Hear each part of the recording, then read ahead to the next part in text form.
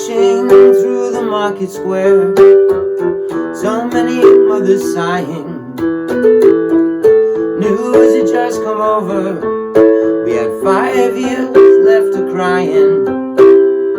Released in 1972, the opening track of David Bowie's The Rise and Fall of Ziggy Stardust and the Spiders from Mars posited the fact that there were only 5 years left to go, which meant that by 1977 the world would have come to an end, but it did not.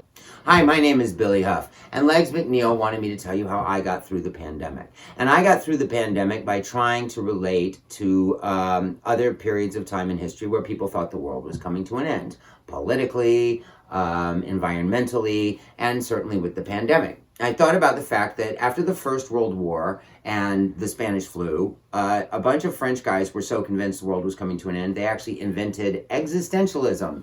Existentialism, the philosophy that there is no point and nothing actually matters.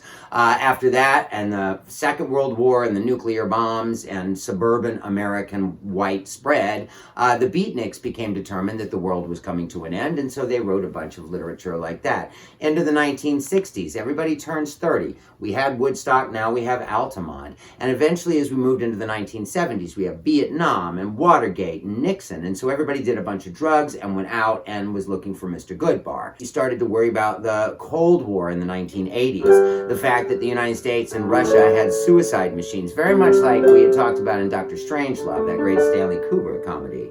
And so we had songs like this. 99 Decision Street, 99 ministers meet to worry, super scurry. Call the troops out in a hurry. This is what we waited for. This is it, boys, this is war. This song is really stupid. Just a German pop song that wouldn't have gone anywhere except it was about the end of the world. A bunch of red balloons just accidentally floating into enemy airspace and triggering that suicide machine. We still, as we moved into the 1980s with the AIDS crisis and in worsening environmental circumstances, thought the whole thing was going to go up. REM, 1987. That's great, it starts with an earthquake, birds and snakes and airplanes. Lenny Bruce is not afraid. I have a hurricane, listen to yourself, turn one chickens on means, gummy super on knees, Peter Dog and Ox, big crab, no string turn. You get the point, right? So, obviously the world did not come to an end for my generation either, but we did think that eventually, it was going to happen.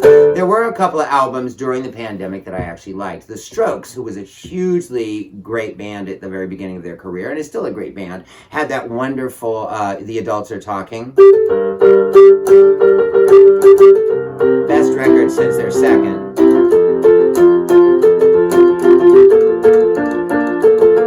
And then you had the stuff that people did during the pandemic. Billie Eilish is Happier Than Ever, which just came out a couple of months ago, right? When I'm away from you, I'm happier than ever. Wish I could explain it better. I wish it wasn't true. It's a great record. You really should check it out. My own brothers, the Garage Dogs, and I had started a record before the pandemic and had to go back into the studio and re-record the vocals because even though the record was terminally bleak when we had originally recorded it, things had gotten so much worse, we felt like it needed an edge. But even that album has this, absolute, like the whole idea. Another song about, like, William S. Burroughs, I write one on every record, Space is the place where they'll leave us alone. And this song was written before, Bezos and Elon Musk and everybody actually started saying, it's like you basically got Facebook telling us our future is in the metaverse because we are nearing the end of outside, or the fact that Elon Musk and Jeff Bezos are simply going to sell fucking Martian real estate to the 5 people that can fucking afford it. But they seem to be giving up on Earth a little bit, and it is scary. But it didn't stop there. 1993, Leonard Cohen, right? Elder statesman, wise man. Give me crack and anal sex. Take the only tree that's left. Stuff it up the hole in your culture. Give me back the Berlin Wall. Give me Stalin and St. Paul. I've seen the future, brother. It is murder. Leonard Cohen. At the end of the year, Kurt Cobain curiously writes, give me Leonard Cohen Afterworld. And Leonard hadn't really given us his complete Afterworld except for a few months before. And I'll always want to know if, you know, if Kurt actually had a chance to hear the future before he wrote Penny Royalty. It seems possible. But you got to remember that for a long period of time, we've been thinking the world was coming to an end. And that doesn't mean it's not, but it doesn't mean that it is. And I know we've got the pandemic, and I know we've got political chaos in this country, and I know that we've got so much else to worry about, aside from the fact that the planet is on fire. But the truth is that other people have survived moments in history that they thought were equally dire, and somehow they created philosophies, and they made records, and they made films, and they wrote books, and they wrote plays. It's not like Beckett thought we would all be sitting here watching fucking videos on TikTok at this point. I mean, Jesus Christ. And even if you go all the way back, right, 1970, right? Well, they paved paradise, put up a parking lot. What time was this? With a pink hotel, a boutique, and a swinging hot spot. And I said, don't it always seem to go? You don't know what you've got till it's gone. They paved paradise, put up a parking lot. So I have no actual practical advice for how to get through it, and I'm actually really concerned that people are getting super depressed right now on top of already being super depressed.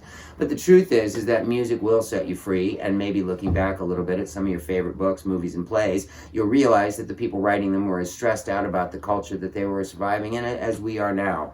So anyway, I think we've got a little bit longer than Bowie thought. 5 years stuck on my eyes. 5 years, what a surprise. But that doesn't make it any easier, does it? Anyway. We got 5 years. Well, anyway, I hope you have a little bit longer. Go listen to your David Bowie records, and I'll talk to you soon. Keep your chin up. Thank you.